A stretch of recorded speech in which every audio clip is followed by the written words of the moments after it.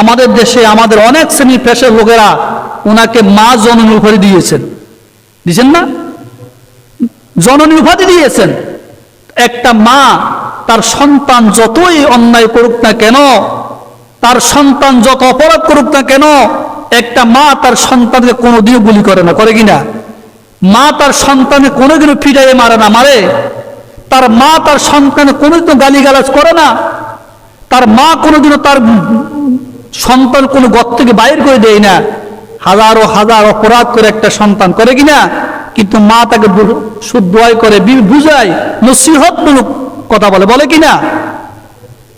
তাহলে সাধারণ যদি আমরা আমাদের দেশের প্রধানমন্ত্রী আমরা অভিভাবক হয়, অভিভাবক হিসাবে আমাদের জন্য কি করা দরকার? যখন রাজপথে কোটা সংস্কার আন্দোলন চলে, যে আমাদের প্রধানমন্ত্রী একটা কথা বলছে, হয়তো ভুল হতে পারে, কিন্তু ওই ভুলকে সংশোধন করে নিতে পারতেন, যে বাবারা ঠিক আছে, আমি যেটা বলছি কোটা সংস্কার 95% মুক্তিযুদ্ধের, 75% মুক্তিযুদ্ধের জন্য বাজেট করছি, আর 25% মানে মেধাবী ছাত্রছাত্রী বিভিন্ন ফ্যাসাসিবিদের জন্য, ঠিক আছে তোমাদের কথা আমি মানবো, তোমাদের জন্য যে আমি কোটা বাড়িয়ে দিব, সমস্যা নাই, এই কথা বললে সব মিসমার ঠিক হয়ে যাচ্ছে, ঠিক না?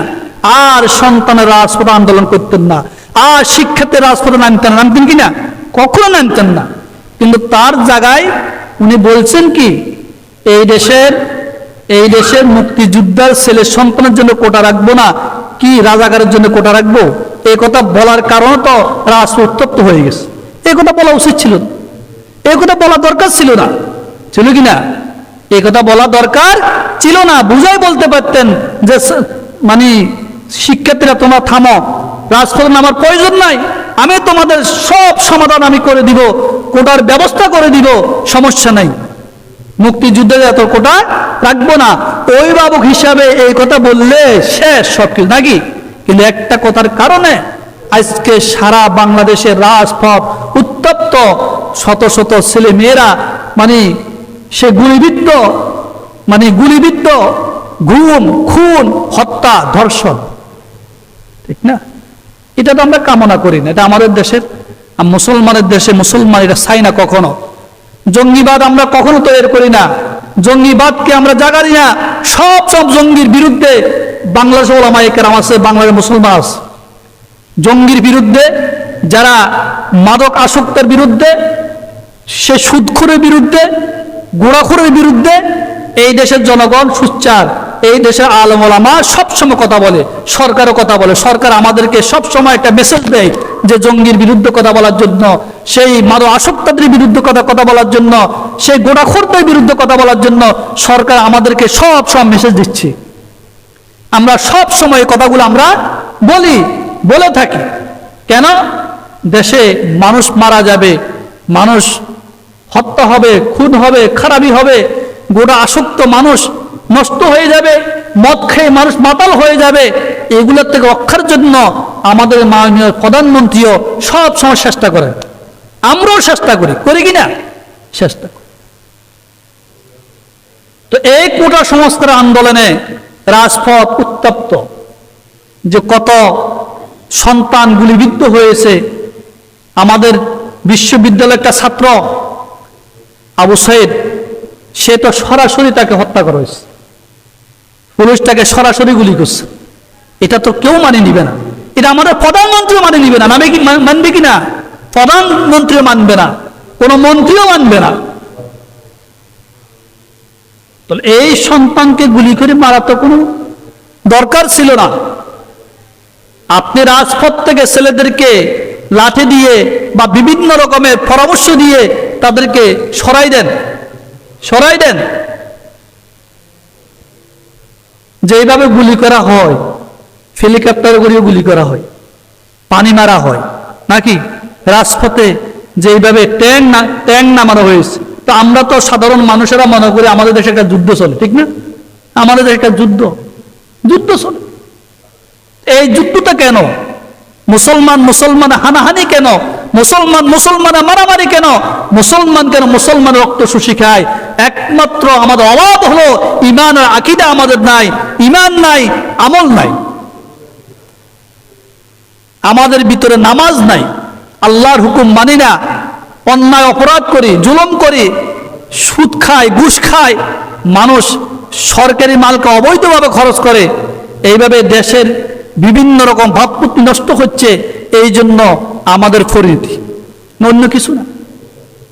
আমাদের প্রধানমন্ত্রী যদি দেশের দিকে লক্ষ্য করতেন, দেশের জনগণের দিকে লক্ষ্য করতেন, শান্তিপূর্ণভাবে যদি দেশ পরিচালনা করতেন, এইভাবে যদি গুম খুন না হইতো, এই দেশে আপামর জনসাধারণ সরকারকে বসায় রাখতেন না, প্রধানমন্ত্রী বসায় রাখতেন না যে আমাদের কোনো সরকার দরকার নাই, আমাদের এই সরকার প্রয়োজন, ঠিক আছে, আমাদের জন্য ভালো কাজ করতেছে, দেশ উন্নত হতেছে, রাস্তাঘাট করা হচ্ছে, বিভিন্ন দেশের স্বার্থে কাজ করতেছেন। এই সমস্ত কাজ করলে না আমাদের কি হতো, দেশের জনগণ শান্তিপ্রিয় হতো। আজকে দেশের জনগণ তো শান্তিপ্রিয় নয়, সাধারণ পেশাজীবী মানুষেরও তো দেশে আন্দোলন করতেছে না। যে সমস্ত ছেলেরা খুন হয়েছে তাদের মা বাপ কি দুঃখ করেন না? সেই দিন পত্রিকাতে পেলাম, খবরে পেলাম, একজন পুলিশ কনস্টেবলের ছেলে গুলিবিদ্ধ হয়েছে। কি হয়েছেন? গুলিবিদ্ধ হয়েছে। ওই ছেলেটা এক বাবার এক ছেলে, ওই পুলিশের এক ছেলে, সেই ঘর থেকে রাতের গভীরে বাইর হয়ে গেলেন, রাজপথে তার বন্ধু বান্ধবের সাথে মানে কি করবে, ওটা সংস্কারের বিরুদ্ধে আন্দোলন করবে। দেখেন, একজন পুলিশের ছেলে, তার মাথার ভিতরে তো কি সেটা ঢুকছে, এক সময় আমাদের এই মেধা তালিকা থাকবে না, আমরা লক্ষ লক্ষ টাকা খরচ করি, লেখাপড়া করি, জ্ঞান অর্জন করি, একদিন লেখাপড়া শেষ করে বাইর হব, শেষ পর্যন্ত আমাদের কোটাও থাকবে না। থাকবে কিনা? আমাদের কোটাও থাকবে না। এই চিন্তা চেতনা, এই চিন্তা চেতনায় তার মাথায় লাগছে কিনা, এই জন্য সে ঘর থেকে বাইর হয়েছেন। সে রাজপথে নেমে সেইখানে ছাত্রদের সাথে আন্দোলন করেছেন। সেই আন্দোলনে সেই পুলিশ কনস্টেবলের ছেলে মারা গেছে। রাত্রে যখন ছেলেকে পাচ্ছে না, ছেলে কই, রাজপথে বাইর হয়েছেন, ঘরে নাই, মা বাইরে হয়েছে একদিকে, বাবা বাইরে হয়েছেন আরেকদিকে, দেখতেছে, লাশ ঘরে যায়, দেখে যে তার ছেলে রক্তাক্ত অবস্থা পড়িয়েছে। তখন তার উপরের কর্মকর্তা যিনি অফিসারকে ফোন দিছে, স্যার আমার ছেলে লাশগড় রক্তাক্ত অবস্থা পড়িয়েছে, যে একটা ছেলেকে মারতে কয়টা গুলির প্রয়োজন, একটা ছেলেকে মারতে কয়টা বুলেটের প্রয়োজন, কয়টা বুলেট লাগে, অর্থাৎ জাজরা করে ফেলছে, এত মারা মারছে, জাজরা করে ফেলছেন। তো মানে পুলিশের গুলিয়ে আপন পর চাই না, শত্রু মিত্র চাই না, নিজে আপনজন চাই না, চাই কিনা? যে পুলিশ গুলি করেছেন, গুলিয়ে চাই না পুলিশ, এটা তো আপনার ছেলে, আমি আপনার ছেলেকে হত্যা করবো না, এগুলো বলছে বুলুটে বলছে? বলে নাই। বুলুট আপনি যাকে মারিবেন সেই শেষ হয়ে যাবে, সেই শেষ হয়ে যাবে। এই যে দাঙ্গামা হাঙ্গামা আজকে আমাদের দেশে, রাস্তাঘাট রক্তে রঞ্জিত, মুসলমানের ছেলে নিহত, ভার্সিটির স্কুল কলেজের ছাত্র নিহত হচ্ছে, এই হাজার হাজার ছেলে মেয়ে মারা যাচ্ছে, গুম হচ্ছে। কারণটা কি? ইমান আর আমলের কারণ। আমাদের কি নাই? ইমান নাই, আমল নাই।